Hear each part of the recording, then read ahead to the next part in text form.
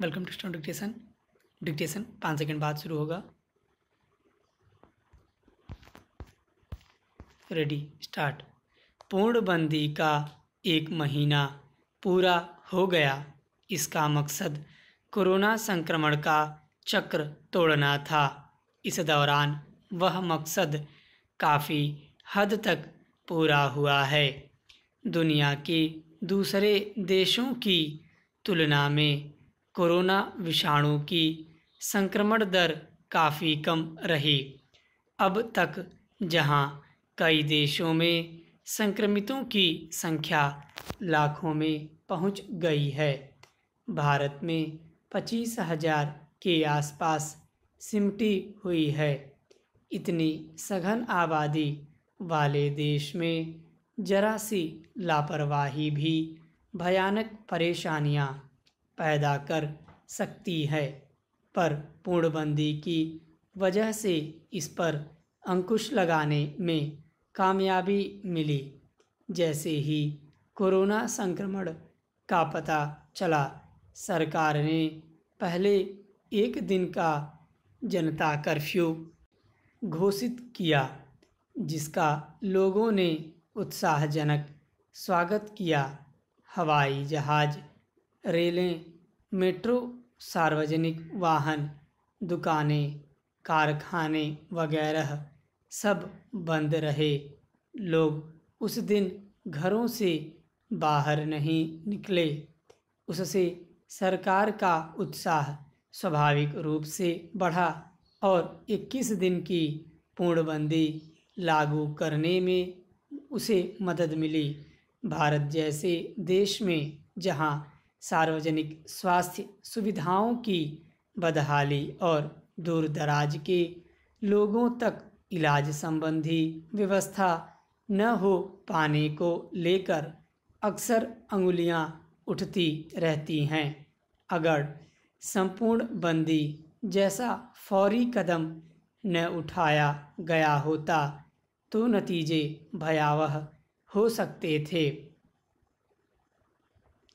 हालांकि माना जा रहा था कि 21 दिन बाद ढील मिलेगी और जिंदगी सामान्य गति से चल पड़ेगी, पर उस दौरान संक्रमण के मामले बढ़ते रहने से सरकारों की चिंता स्वाभाविक रूप से बढ़ गई थी।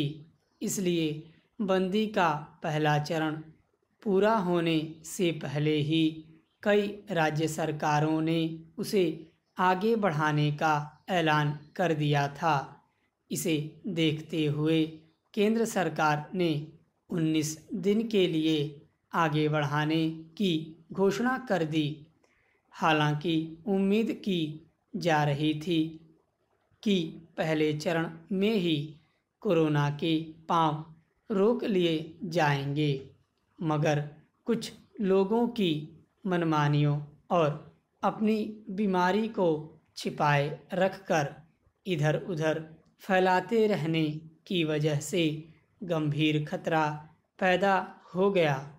इस संकट काल में नागरिकों से घर से बाहर न निकलने, सामाजिक दूरी बनाने, संदिग्धों की सूचना देने, स्वतः उपचार के लिए आगे आने जैसे कर्तव्यों के पालन की अपेक्षा की गई थी, मगर कुछ लोगों ने इसकी परवाह नहीं की। इससे कोरोना का संक्रमण बढ़ा, आर्थिक क्षति और कई असुविधाओं को देखते हुए दूसरे चरण में कुछ समय के लिए कुछ मामलों में ढील देने की कोशिश की गई, पर उस दौरान भी कई तरह की मनमानियां देखी गईं। दरअसल कुछ लोगों को अपनी हर समस्या के लिए सरकारों पर जिम्मेदारी थोपने की आदत होती है, सो वे मनमानियां करने से बाज नहीं आए।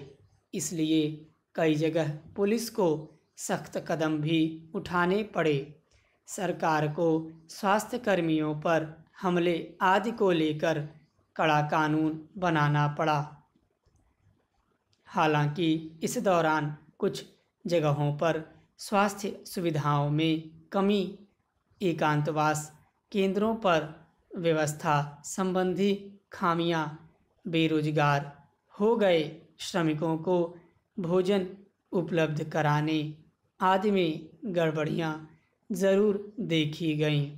पर इतनी बड़ी आबादी वाले देश में जब अचानक ऐसा कोई संकट आ जाता है तो ऐसी मुश्किलें पैदा होती ही हैं। उनसे पार पाने में नागरिकों का सहयोग भी अपेक्षित होता है। केवल सरकारों पर बोझ डालकर उनसे निपटना दूभर हो जाता है। फिलहाल आम लोगों से सहयोग की इतनी भर अपेक्षा है कि वे अनावश्यक भीड़-भाड़ न बढ़ाएं, संक्रमण के स्रोतों से दूर रहें। इतना तो सामान्य सुरक्षा के लिहाज से हर किसी को खुद भी करना चाहिए। यह सहयोग बना रहा तो जल्दी जीवन अपनी सामान्य गति में लौट आएगा। स्टॉप।